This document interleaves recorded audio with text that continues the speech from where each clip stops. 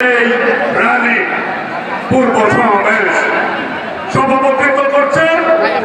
BNP বিপ্লবী মহাসচিব সাবেক মন্ত্রী মির্জা ফখরুল ইসলাম আলমকে আমরা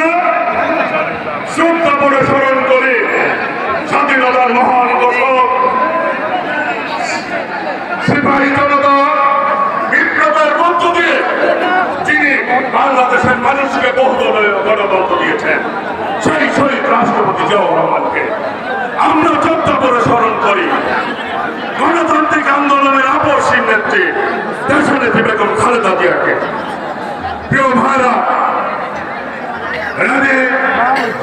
পূর্ব এই সমাবেশে প্রধান অতিথির অনুমতিক্রমে এখন বক্তব্য রাখবেন বাংলাদেশ জাতীয়তাবাদী দলের বিপ্লবী মহাসচিব সাবেক